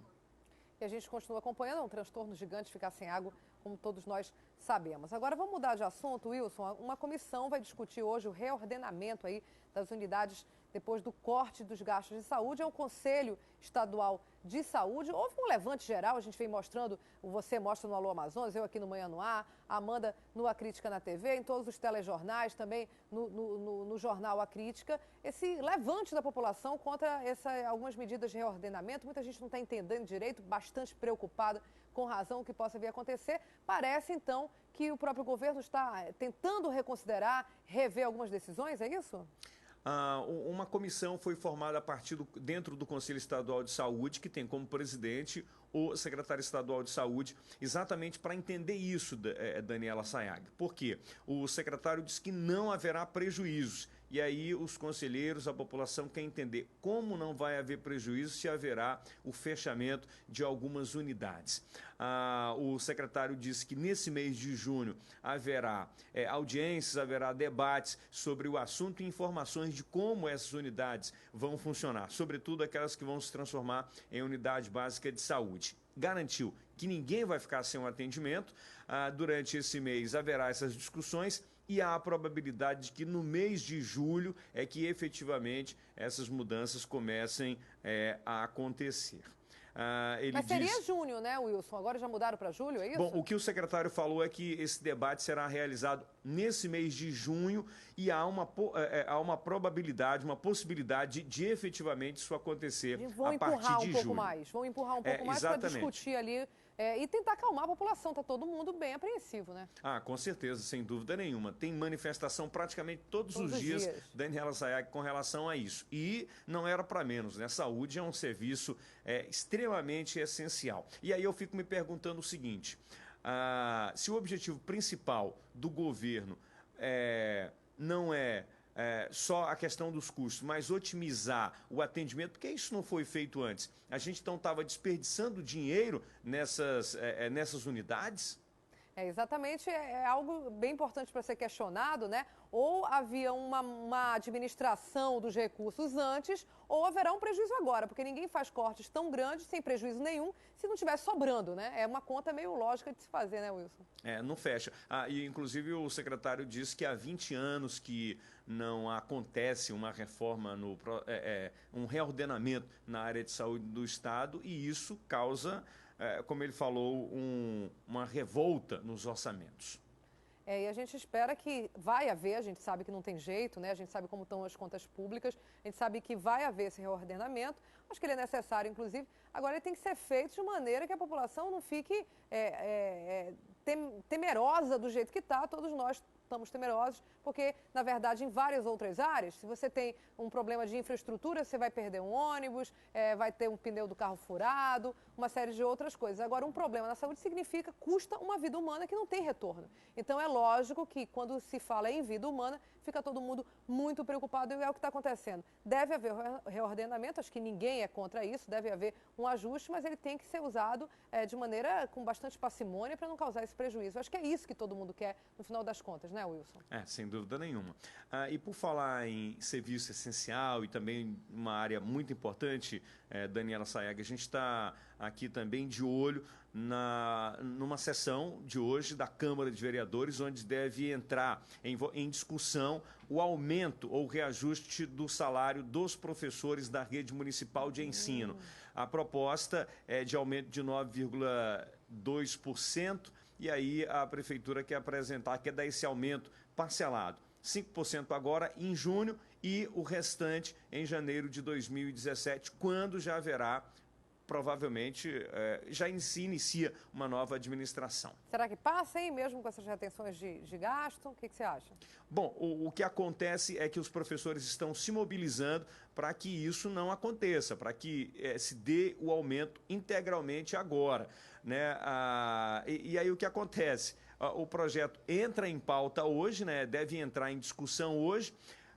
Não se tem ainda certeza se vai ser votado ou não, mas aí os professores estão apreensivos, né? Porque dizem eles que, na maioria das vezes, os projetos têm sido aprovados na surdina ali. Quando não tem ninguém prestando atenção, o pessoal vai lá e aprova. Que não é o caso deles, estão bem atentos, né? Já passaram, inclusive, a informação e a gente também continua acompanhando. Wilson, muito obrigada, uma grande quarta para você e para todos os ouvintes aí da Rádio A Crítica. Ok, muito obrigado, Dani. Até amanhã. Até amanhã.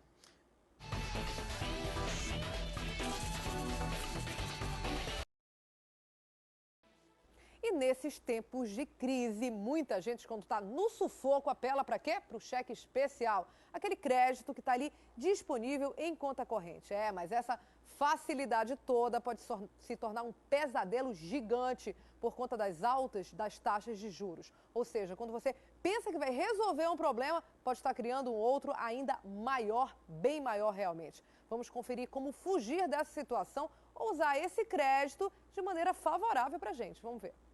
Quem já usou o cheque especial sabe muito bem das consequências. Deu muito problema, acumulou muita dívida e foi muito juros, muita coisa, aí deu problema. Na hora sofreu necessidade, no momento, mas depois o prejuízo foi bem maior. Viu? Uma reserva, né, na realidade. É uma segurança, mas se não precisar de usar, melhor vai ser. Outros nem querem ouvir falar. O medo é compreensível. Afinal de contas, em abril, os juros do cheque especial subiram para mais de 300% ao ano, um recorde.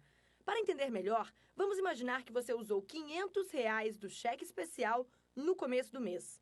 No fim desse mesmo mês, quando você vai ter que repor o que usou, o valor sobe para R$ 628,30, mais de 25% de juros. Mas é bom lembrar que existem casos em que o cheque especial pode ser uma saída, já que é um crédito aprovado. Caso você pretenda utilizar o limite de cheque especial, você tem que ser numa situação realmente extrema, uma emergência, uma questão de saúde. Se for para comprar um bem de consumo, eu já digo para você não utilizar.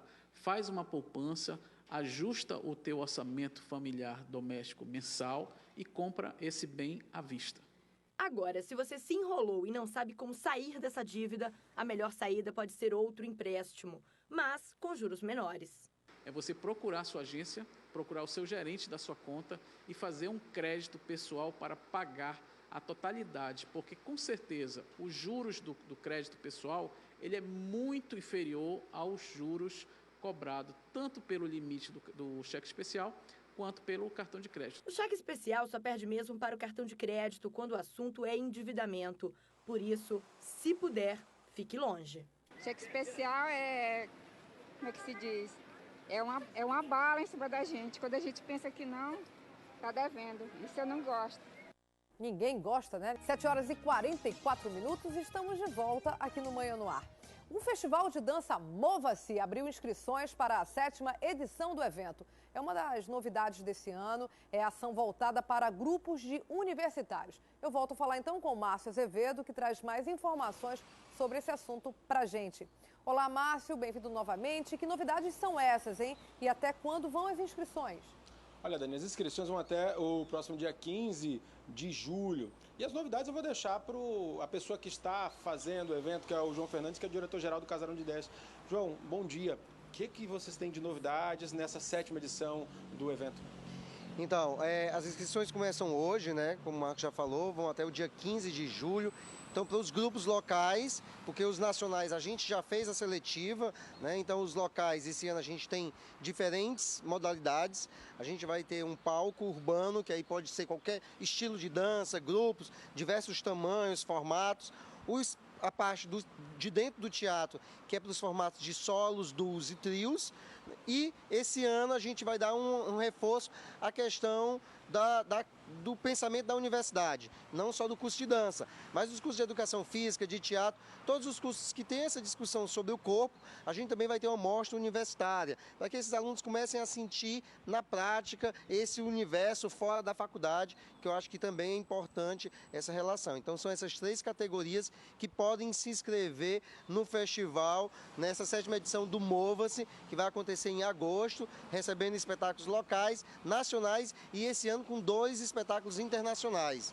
Então, assim, a gente chega à 7ª edição dando aí uma arrojada no formato do festival. Se eu te perguntar, mudou muito, né? Lá atrás, quando vocês começaram há 7 anos, até como a formação em dança aqui, antigamente você não tinha profissionais locais, hoje esse cenário mudou.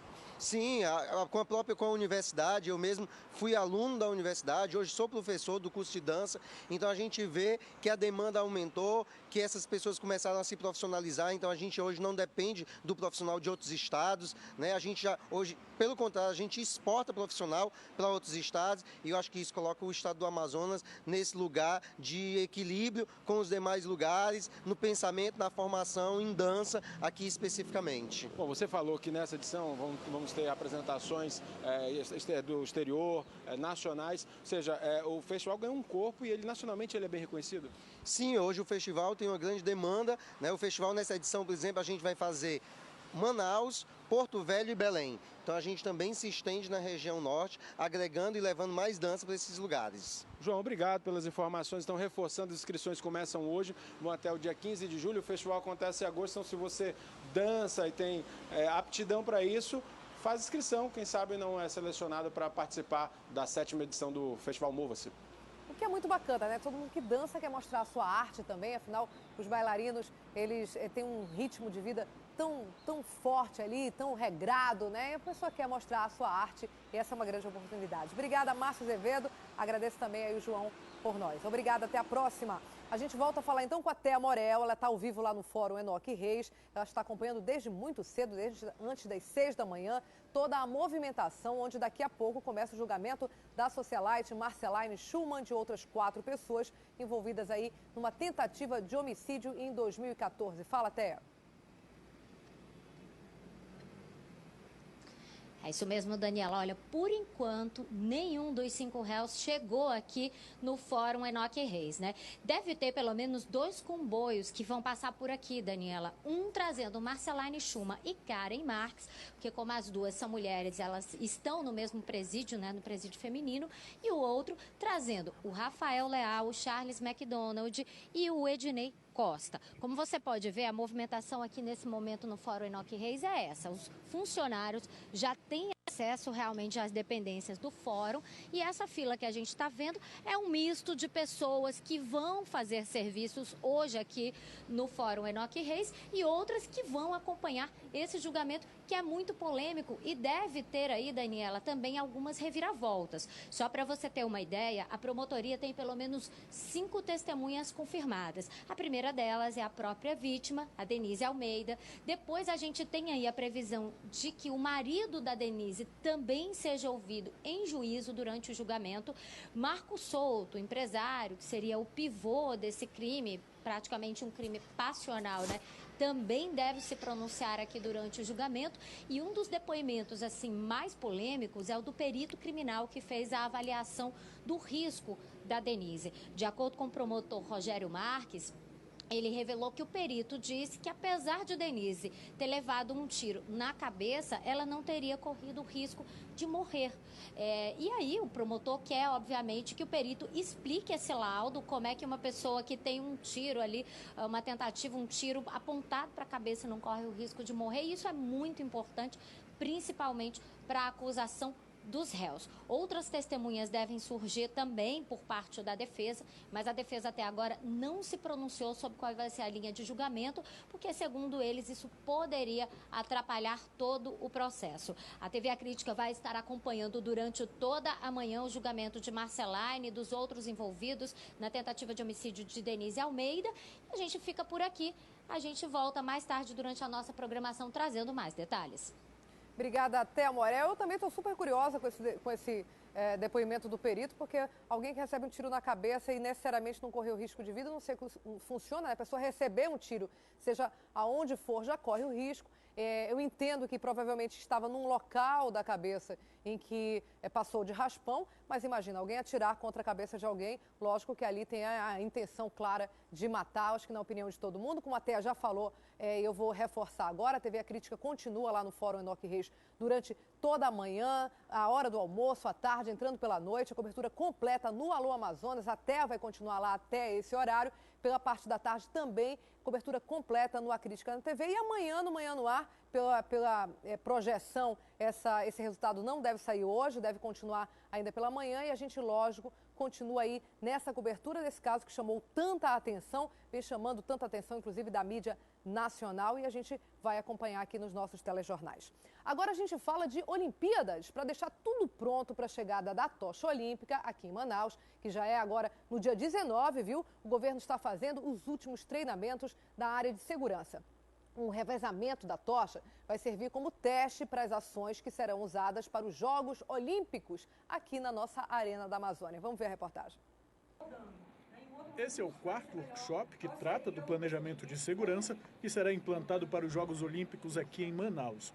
O primeiro teste vai ser com a chegada da tocha. Hoje nós estamos passando por um refinamento final de todos os produtos de planejamento da operação. O planejamento ele prevê ações de segurança, tanto no espectro aéreo, quanto terrestre, quanto fluvial. Então, as Forças Armadas estão envolvidas, foi feita uma análise de risco de inteligência a partir da coordenação da ABIN e da Secretaria Executiva de Inteligência para mensurar todos os riscos possíveis, e nós vamos trabalhar para impedir que qualquer inconsistência aconteça ou qualquer risco. Além dos órgãos federais e estaduais, o planejamento inclui a participação dos municípios envolvidos no esquema. Nós estamos preparados para receber a tocha em nosso município, com a integração da Guarda Municipal, com os órgãos de segurança do Estado e da União. Pelo menos 3 ônibus devem ficar à disposição de pessoas com deficiência ou com dificuldades de locomoção que queiram acompanhar a passagem da tocha. O perímetro será a saída da Assembleia Legislativa para aquelas pessoas que têm mobilidade reduzida e dificuldade de acessibilidade, e será provavelmente o desembarque próximo do perímetro da Arena Amazônia. E terminou ontem a 19ª edição do Festival de Ópera Amazonas. Vamos ver como é que foi. A última apresentação da noite foi a ópera Adriana Lacrover, que conta a história de uma das maiores atrizes da comédia francesa, que viveu entre 1962 e 1730.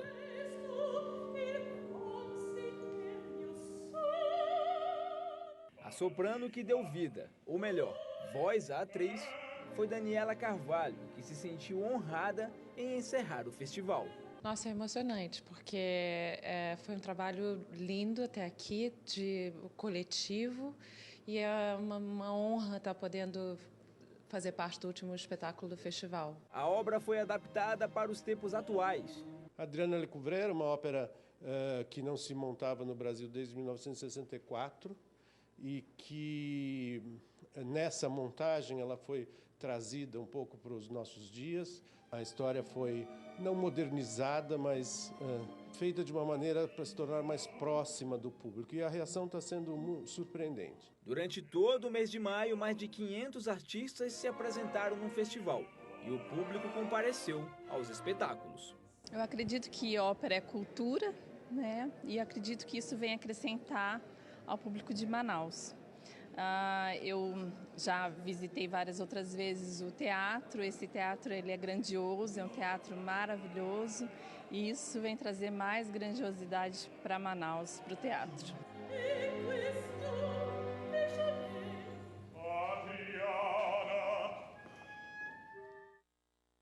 Que bom, né? Que bonito ver os turistas aí apreciando o nosso majestoso Teatro Amazonas e tendo a oportunidade de ver um festival de ópera com a qualidade que a gente sabe fazer. Quem aproveitou, que bom, senão a gente torce para que tenha outra edição no ano que vem, que seria o 20º Festival de Ópera. Olha, são 7h54, a gente agradece muitíssimo a sua companhia na manhã dessa quarta. Convida para você continuar com a gente, agora tem Fala Brasil, logo depois tem Hoje em Dia, às 11, tem Magazine Meio-Dia, Alô Amazonas, com o Wilson Lima e toda a equipe, trazendo aí detalhes, né, do julgamento de Marceline, do caso Marceline, que chama tanto a atenção.